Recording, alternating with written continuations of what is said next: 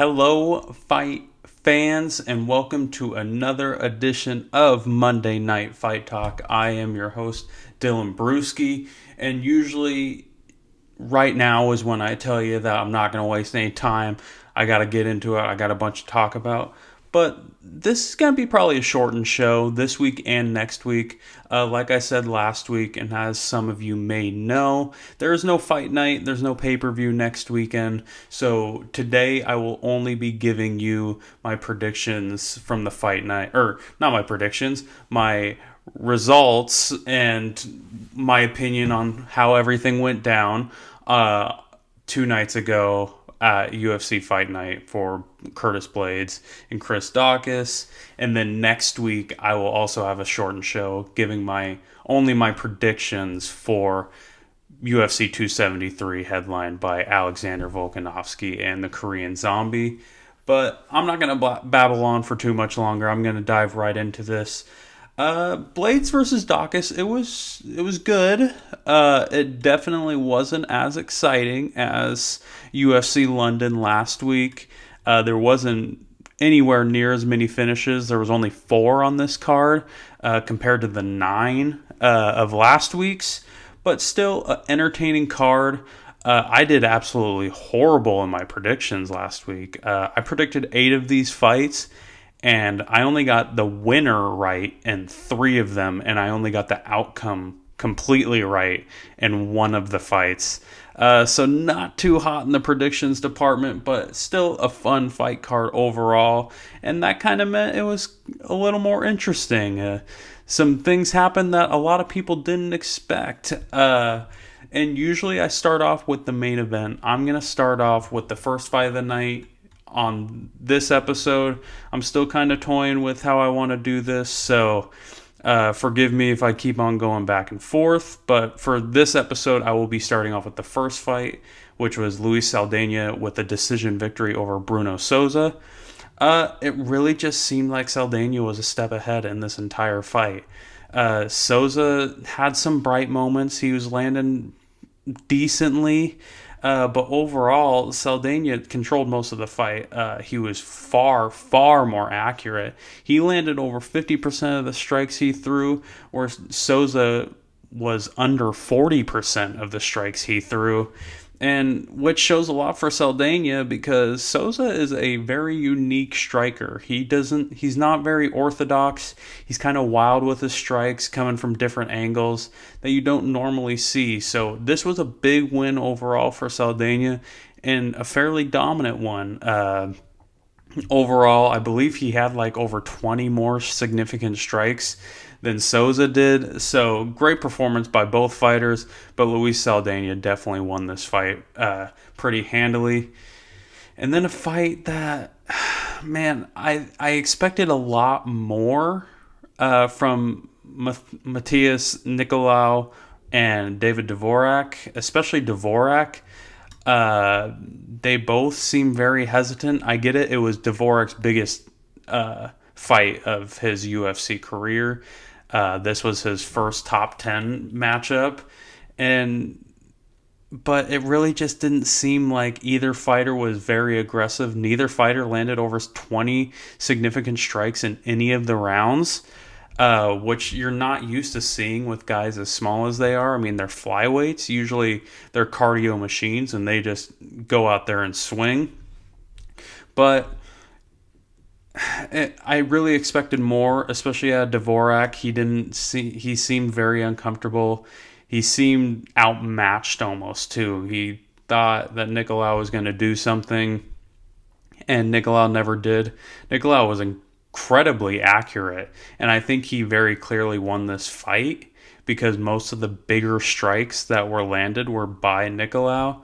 But overall, this wasn't the most exciting fight in the world. But overall, a big win for Nikolao. This is his 3rd ranked victory.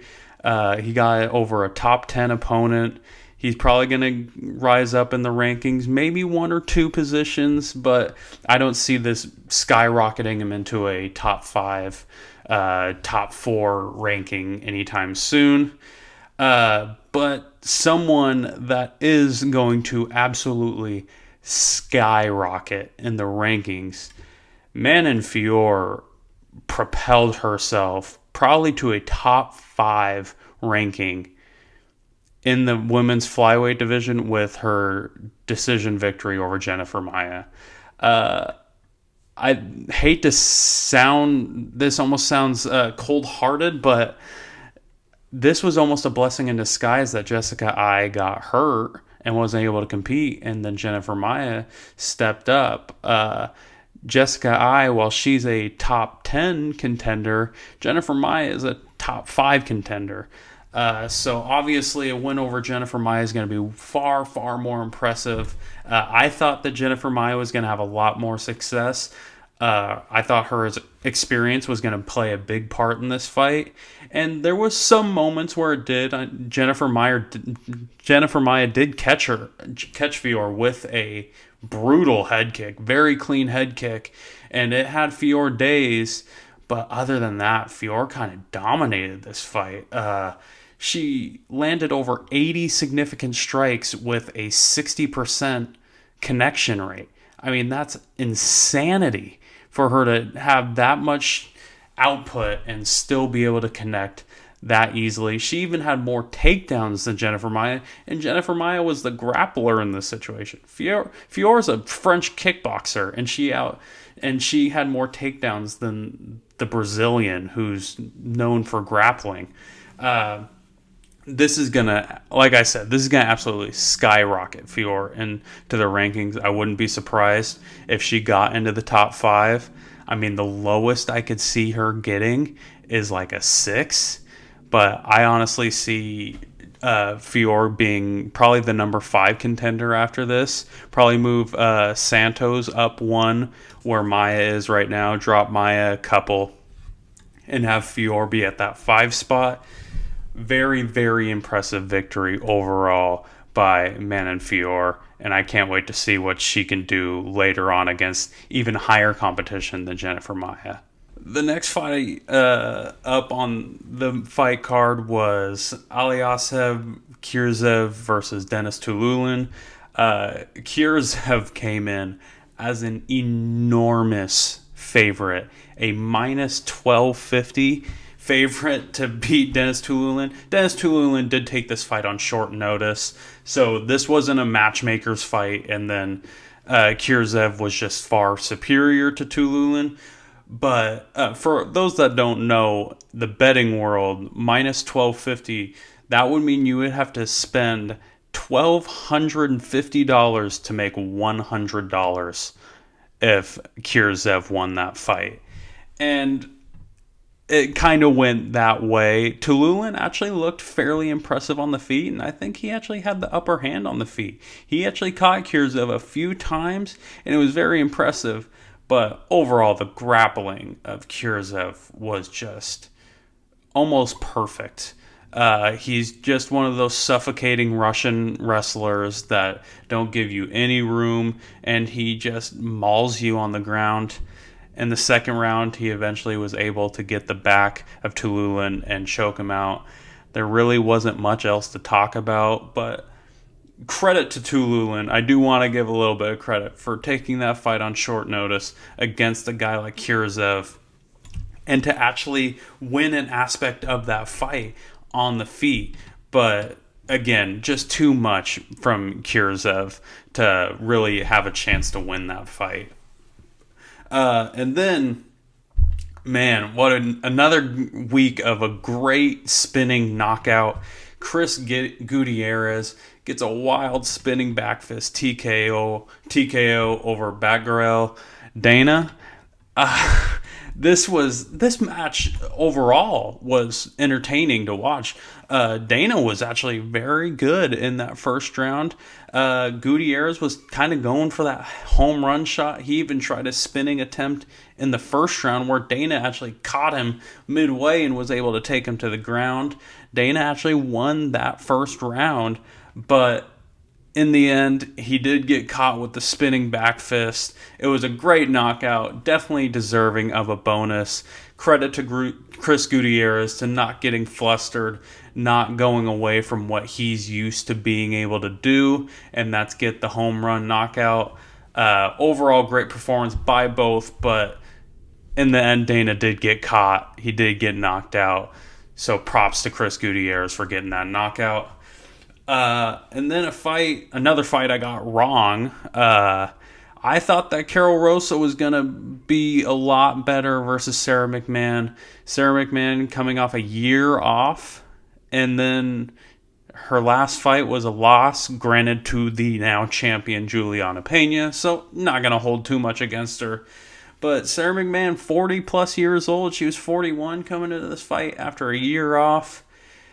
But man, she looked great in this fight. She absolutely dominated the first 2 rounds. Her wrestling is just absolutely superb. It's unbelievable how good of a wrestler Sarah McMahon is, the former Olympic silver medalist. She, like I said, she won the first 2 rounds very, very easily. Rosa did come back in that 3rd round. She came out hot. She tried to run over, catch her with a flying knee. Didn't connect fully. Sarah McMahon was able to get the takedown, but Karol Rosa was actually able to get over on top. She reversed her, was able to get on top, land some really good ground and pound. I think she honestly probably took the 3rd round, but she needed to finish in that 3rd round. There was no way that she was going to win over the judges to get even a draw. It wasn't a 10-8 by any means. Like I said, Sarah McMahon got a takedown and actually controlled her for a little bit. So Karol Rosa definitely needed to finish in that 3rd round, which she was unable to get. And like I said, those first 2 rounds weren't even close. I'm surprised that there weren't 10-8s. That's how dominant Sarah McMahon was, but she also didn't land a lot of ground and pound. But overall, big win for Sarah McMahon, big comeback win over an up-and-coming fighter like Karol Rosa.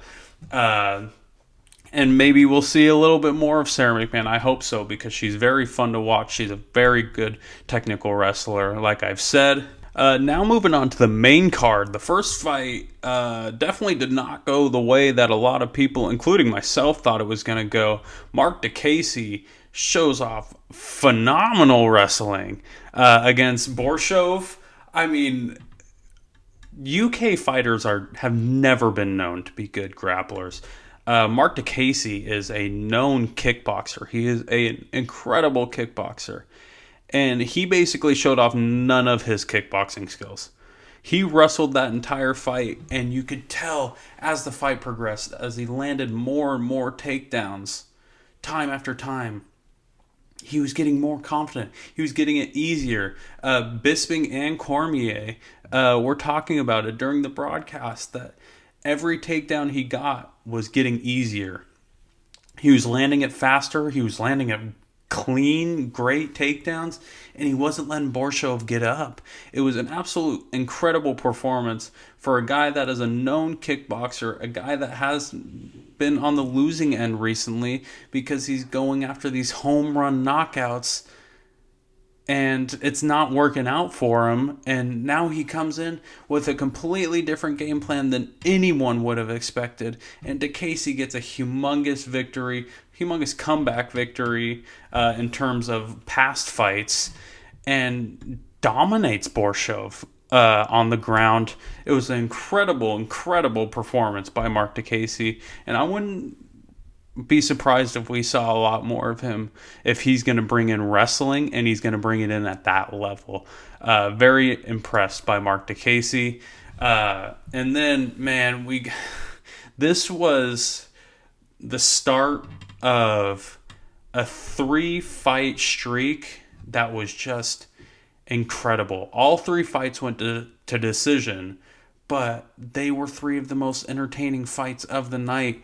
And starting off, Neil Magney shows off his tremendous experience against Max Griffin in a split decision victory. And, I mean, Neil Magney just had a classic performance. He gets beat in the first round, like he did against Jeff Neal, and then he comes back in the second and third round, and he does great. And it's so weird that he does that because he looked outmatched in that first round. And Neil Magney, I mean, he has incredible experience in the octagon. He's a top 10 ranked welterweight for a reason. And he got knocked down in the first round. He was getting punched left and right. He was retreating the whole time, which we are not used to seeing Neil Magney retreat from anybody. He's always the one with the forward pressure. But then something clicked in his corner for that second round, and he was able to come back. Second round was very, very close. That's really what the fight came down to, was whether the judges were going to give Neil Magney or Max Griffin that round. Two of them obviously ended up giving Neil Magney that round, because then in the third round, Magney clearly won that round. It was an incredible performance, and he finished it all off with like 10 seconds left. He gets like a pile drive takedown on Max Griffin. That was awesome. If you haven't seen it, you got to go watch this takedown. It was incredible. With like 10 seconds left, a guy who is up there in age. I mean, I'm not going to sit here and say he's an old fart, but I mean, he's no young gun either. And for him, 14 minutes and 50 seconds into a fight to pick someone up and drop him was incredible to see. Incredible win by Neil Magney, and I believe this actually ties him for the most wins in the welterweight division with the GOAT, in my opinion, Georges St. Pierre. Incredible feat for Neil Magney. Love watching him fight. I've always loved watching him fight. So this was a big win for him to keep him in that top 10 ranking. I don't think this would make him climb in the rankings by any means, but it was still a good win. Keeps him where he's at, comfortable at the number 9 position. And he called out Khamzat Chimaev, which, as we know, nobody was taking fights against Khamzat Chimaev, but Neil Magney this whole time has been saying that he will fight Khamzat Chimaev. It ended up not working out. Gilbert Burns is obviously taking the fight where they're fighting in 2 weeks. But what heart it shows from Neil Magney. He's never backed down from anyone, including Khamzat Chimaev, who is one of the most feared guys in the welterweight division right now. Nobody wanted to fight Khamzat Chimaev until Gilbert Burns came along. So big props to him. He's probably not going to get the Khamzat fight, because if Khamzat wins against Gilbert Burns, he's probably in the title discussion, or Neil Magney's not really there anymore. But still an awesome call out by Neil Magney. And then the second of the 3 big fights for me, Kai Kara-France shocks the world again. I should say. He shocks the world again with a comeback decision over Askar Askarov, who was undefeated before this fight, I might add. And, I mean, Askar Askarov looked like he was going to dominate this fight. He destroyed Kai Kara-France in that first round. His grappling was unbelievable, and that's how I thought this fight was going to go. That's how I predicted this fight was going to go, was Askar Askarov was just going to dominate him on the ground. And then I don't think that Askar Askarov got another takedown in the second and third round. Kai Kara-France defended almost every single takedown that was thrown his way, and then he was able to let his hands go free once he realized that he could guard that takedown like that. And you could see Askarov was getting very frustrated. He was getting even defeated at some points. You could see him kind of slumping his shoulders. And Kai Kara-France took prime advantage of that. For the biggest win of Kai Kara-France's career, this definitely propels him into the top 5. I think this could propel him into the top 3 rankings of the flyweight division. I know he has 2 losses against Alexander Pantoja, who's right now the number 3. So I would imagine that Pantoja is probably going to jump into the number 2 spot. And then right behind him will be Kai Kara-France. A lot of people are calling for a title shot. I would agree with that, but just earlier this week, they announced that they were going to do Brandon Moreno, Davidson Figueiredo 4. So I don't know if Kai Kara-France is going to want to sit around for that long. I don't know if the UFC will allow him to sit around for that long, especially with Pantoja having the 2 victories over him. So I could see, honestly, probably a Kai Kara-France versus Alexander Pantoja fight in the future, and then whoever wins that will face the winner of Brandon Moreno, Davidson Figueiredo 4. But overall, tremendous, huge victory for Kai Kara-France. And then that leads up to the grand finale of this 3-fight brawl phenomenon. I mean, I don't even know how to describe it. An all-time classic between Bryan Barberena and the immortal Matt Brown. This was clearly the fight of the night. It got fight of the night bonus. Unbelievable matchup by 2 guys that are veterans of this game. They're not young guns. They don't go out there and scrap every single day. It was awesome to watch those 2 go at it. And they're both, at the end of this fight, just absolutely exhausted. But they're still just swinging for the fences. It was so incredible to watch. It was so much fun. You couldn't even help but laugh. And not because it was funny, just because of how awesome it was to see these 2 guys that have been around the game for so long just going at it like this. I did find it pretty crappy that the crowd started booing Bryan Barberena after the fight. He did get the split decision victory, but I get it. Matt Brown is from Columbus. That's where this fight night took place. I totally understand that. But Bryan Barberena doesn't control what the judges score the fights.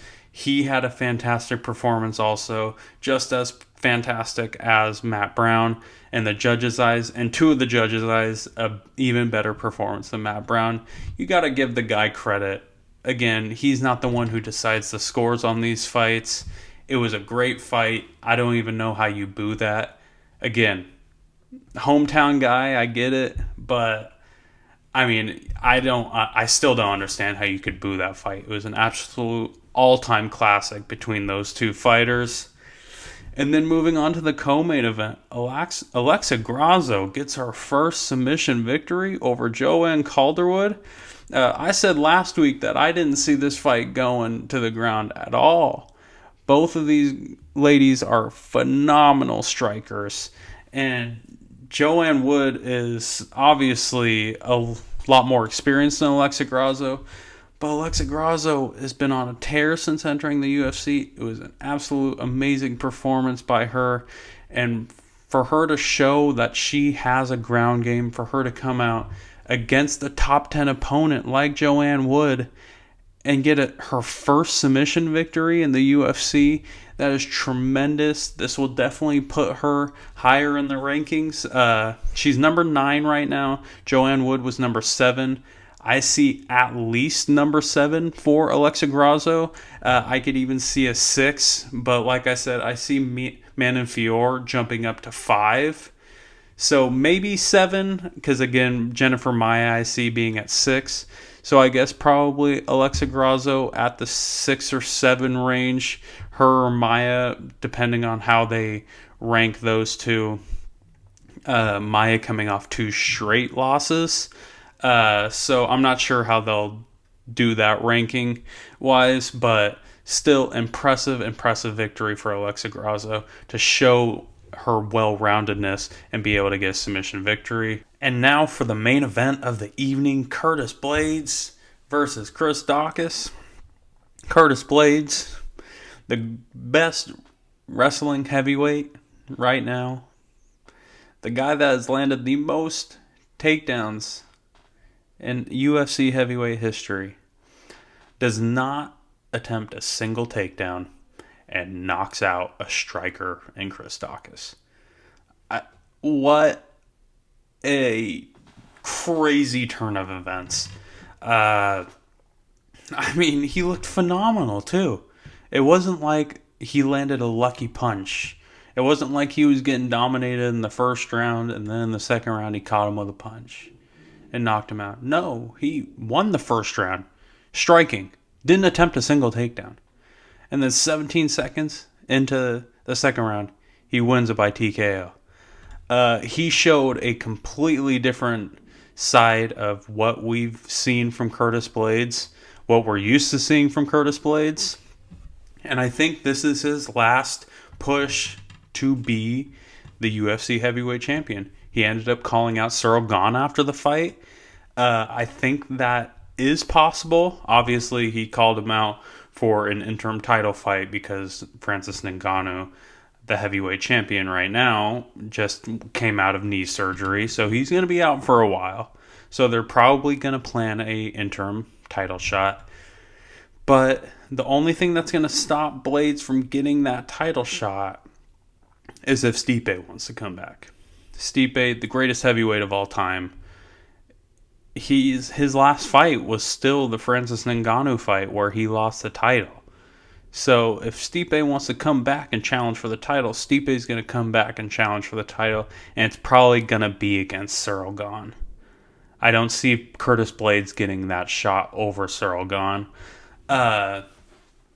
But if it does happen where Curtis Blaydes gets the shot, Stipe kind of just wants to take a step back, even if it's permanent or if it's just a temporary, wants to take a couple years off, then so be it. Definitely, I think Curtis Blaydes is in prime position to get that interim title shot against Gane. Tai Tuivasa is there also, but I think Tai Tuivasa needs to show a little bit more, get another big win before he can get that title shot. A big opportunity would be the guy who called him out at UFC London last week, Tom Aspinall. But for now, I could definitely see Curtis Blaydes getting an interim title shot, and I would hope to see it. Obviously, again, unless Stipe Miocic wants it, then it's all Stipe Miocic's opportunity because he's the GOAT of the heavyweight division. But like I said, shortened show. Unfortunately, there's nothing going on next weekend. So we're going to have a quiet week in the MMA community. But overall, fun fight night, like I said. Definitely not as exciting as UFC London, but it was still a great fight card overall from top to bottom. Congratulations to all the winners. But you can find me Monday Night Fight Talk on Instagram, MN Fight Talk on Twitter, Monday Night Fight Talk on YouTube. You'll be able to find all my links in a link tree on all my social medias. If you want to find me elsewhere, you can find me on SquaboSays YouTube channel for the Boelt every Friday at 4 p.m. That's more general sports. We don't talk MMA at all. So if you want my football, my basketball, baseball takes, you can find me there again 4 p.m. on Fridays. I will drop his YouTube link, SquaboSays, in the description. But other than that, you can find me here, same time, same place next week, Monday at 5 p.m. Thank you for listening.